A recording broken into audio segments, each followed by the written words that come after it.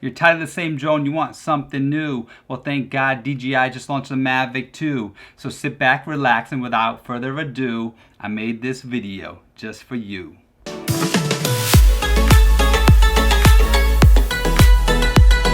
Alright guys, before we get into it, I want to thank you for tuning in. On this channel I make videos about drones and photography, and don't forget to watch to the very end because I'm doing a free giveaway, and of course we're all excited about the Mavic 2, so we're going to get into that right now. So DJI just made their big announcement for the Mavic 2, and it's going to be two drones, the Mavic 2 Pro and the Mavic 2 Zoom.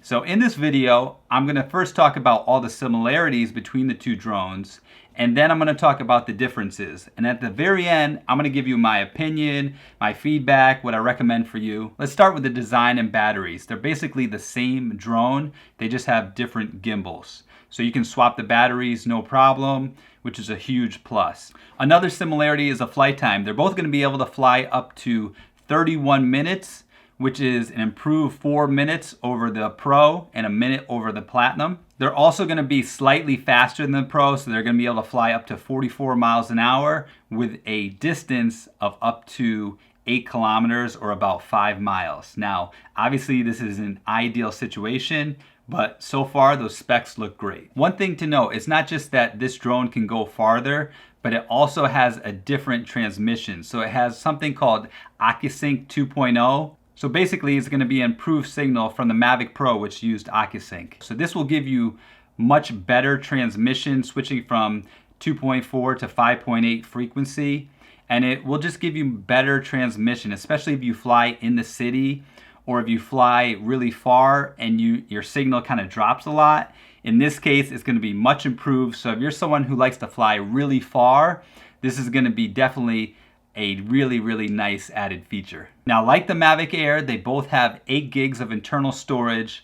I would have liked to seen a little more because 8 gigs is kind of just a little backup. If you need that money shot, you have 8 gigs, which equates to about 8 to 10 minutes of 4K footage. Might be a little more, but it's not that much.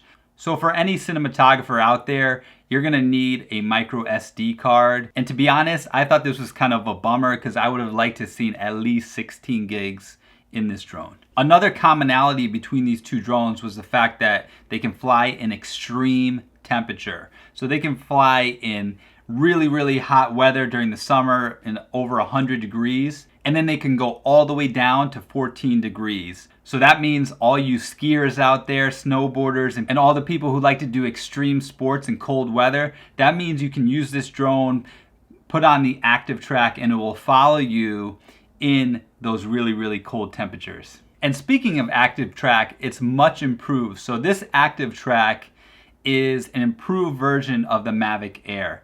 So on this drone, if we talk about active track, we got to talk about sensors. Both Mavic 2 drones have something called omnidirectional sensors. So what that means is there's going to be sensors on the top of the drone, on the bottom of the drone, in the front, in the back, and also on the sides. One thing to note, only in quick shot mode or the intelligent flight mode will you have the obstacle avoiding sensors on the sides. However, just in normal mode, just flying, you'll still have those obstacle avoidance on the top, the bottom, the front, and the back, which is really nice. Now, one thing I've noticed from using the Phantom 4 Pro is that there are some blind spots. They call it omnidirectional and not 360 degree obstacle avoidance. So that's one thing to note. There's going to be small blind spots. However, it's going to be so small that I don't see it being a problem. And these obstacle avoiding sensors are going to be very helpful when you use the active track. So when you're using active track,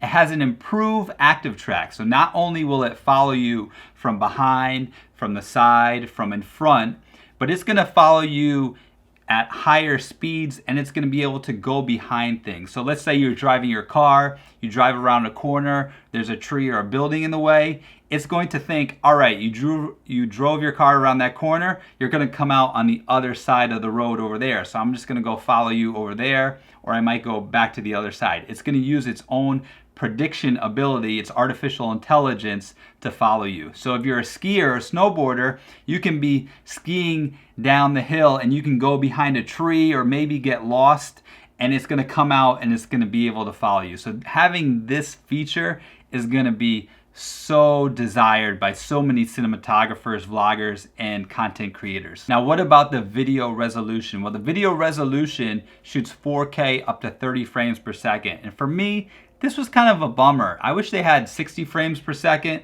Now, the reason DJI did this, and they're not gonna come out and say it, but I'm gonna say it here. The reason they did it is because if they made it at 4K at 60 frames per second, that means sales would basically go right down the drain for the Phantom 4 Pro, because that can shoot 4K up to 60 frames per second. So they didn't want to make the Phantom 4 Pro obsolete, so they only left it at 4K up to 30 frames per second. However, it still has the same bit rate as the Mavic Air and the Phantom 4 Pro of 100 megabytes per second. So what that means is it can transfer data really fast. So your video quality is going to look tremendous.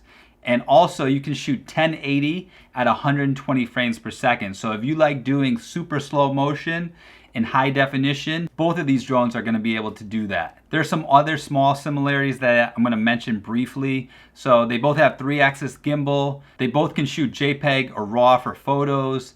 For video, they both shoot an MOV and an MP4 at a codec of H.264 or H.265.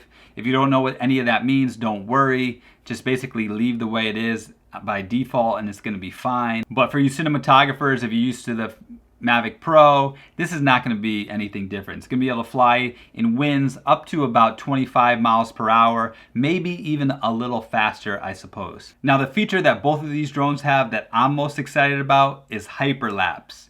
What hyperlapse is it's time lapse while the drone is moving. So amazingly enough, the Mavic 2 Pro and the Mavic 2 Zoom can do hyperlapse 4 different ways. It can do it if you just move the drone normally. It can do hyperlapse while you circle around an object. It can do hyperlapse while you focus on one point and it just goes straight ahead. And it can also do hyperlapse with waypoints. So you put in different points on the map or where you're going, and it will go to those different points automatically while doing the hyperlapse. A nice feature for cinematographers who shoot a lot of 4K is that both of these drones will accept 128 gigabyte cards. So you can shoot for a really, really long time and you don't have to worry about changing the card. Okay, so now let's talk about the differences. If we talk about the differences between these two drones, it's the size of the sensor. So the Mavic 2 Zoom has a 1/2.3 inch sensor, just like the Mavic Pro, but the Mavic 2 Pro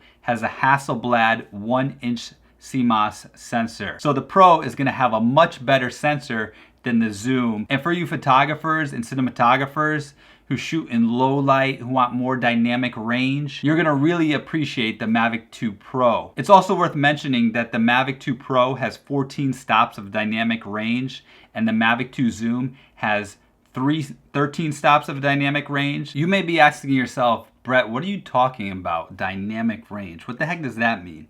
Well, in layman's terms, it's basically the ability to manipulate the shadows and the highlights. So anywhere where it's really overexposed, where it's very bright, and anywhere where it's very dark, you're going to be able to change that in post. You're going to be able to grade it. You're going to be able to bring out the detail in the shadow and add more brightness or exposure to it. And then you're going to be able to underexpose or bring down the highlights. So being able to do that in post is a huge advantage for a photographer or cinematographer who shoots in an area where there's a lot of contrast, or it's really bright in one area and it's really dark in another area. Because it will make your images and video just look much more professional and just overall look amazing and stand out from other footage. One thing I forgot to add about the sensors was for photographers, you're gonna really like the Pro because it's a 20 megapixel sensor. So not only do you have more resolution because it's a 1-inch sensor, it's much bigger, almost twice the size, but it also has 20 megapixels, whereas the smaller zoom sensor has 12 megapixels. Now the focal length for the Mavic 2 Pro is 28 millimeters and it's a fixed focal length. And I think the Zoom has an advantage here because it goes all the way from 24 millimeters to 48 millimeters. So being able to zoom in and zoom out is going to give you much more creativity for cinematographers and much more versatility for photographers. So I think the zoom has the edge here. Now usually prime lenses are better, so what that means is a fixed focal length or having a focal length like 28 millimeters that does not zoom in or zoom out. Usually the glass or quality of the image is going to be better, so the Pro might have better quality. However, being able to go wide to 24 millimeters is helpful. 28 to me was the same as the Mavic Pro, and it's not quite wide enough. I would have appreciated 24 a lot more because I do like to shoot that wide. And the Phantom 4 Pro shoots at 24 millimeters, which may be another reason they didn't make it 24 millimeters, because DJI still wanted to sell the Phantom 4 Pro version 2. So with all that said, the zoom does have that 24 to 48, which is great for cinematographers and people who want to be creative and vloggers. The 28 to me is not wide enough. However, the 28 millimeters will probably have less distortion and a little less vignetting, so it's going to be better image quality. So people who want the absolute best image quality get the Pro. It's a no-brainer. Now, another thing about the lenses is that the aperture on the Pro, you can go all the way from 2.8 to f11. So you can control that on the Pro. On the zoom, you can't control it. When you zoom in, it goes from 2.8 at 24 millimeters, and then when you zoom in all the way to 48, it goes to f3.8. Now that's kind of a bummer that you can't control the aperture, and that's the way it goes, all right? You can't have everything, but just letting you know, with the Pro, you do have a better advantage with the aperture, being able to control it and being able to go all the way from 2.8 to f11. And being able to shoot at f11, you can use a slower shutter, and you may not need to use ND filters as much as the zoom. So with the zoom, being able to shoot at f2.8 and 3.8, you're gonna let a lot of light in, so you're gonna probably wanna get an ND filter if you do buy the zoom. All right, another big difference is the color mode. They both shoot with the cine-like mode. However, the Pro has the D-Log mode. And for all you cinematographers out there who like to do a lot of post-production, change the colors, grade it, you can shoot super flat. They call it D-Log. That's basically like S-Log for Sony and some of the other logs for other brands. And basically log means it's gonna shoot the image with basically no colors, no highlights, no shadows. It's gonna be all pretty much the same. And then in post-production, you can change. You can add the colors, you can add the saturation or desaturation, and you can add in all the highlights and the shadows. Now, personally, I found cine-like is a happy medium. It's not like normal, it's not like log. It's in between. It has really great cinematic colors right out of the bat, especially with the skin tones. So I don't like to grade a ton in post, and I think you're gonna appreciate the cine-like mode, because if you use that with either drone, you won't have to do any editing in post. It's gonna look very cinematic and beautiful right out of the camera. Now, one last thing, in terms of cinematography and photography, the Mavic 2 Pro has 10-bit color depth. What that means is, unlike the Mavic Pro that had 8-bit, 10-bit color depth will give you more vibrancy, more variety of colors to use. The image quality is just going to be that much more accurate, that much more pleasing to the eye. And I think you're going to appreciate it both for photos and for video. Now the zoom is still going to be great. It's just going to be that the Pro is going to be better. Now being better, I just mean that the Pro is going to be better for image quality. For other features, the zoom is going to be better. So let's talk about one of those features, the dolly mode. Now the dolly mode is a new intelligent flight mode that they added to the zoom. And what this is it's sort of like a parallax effect.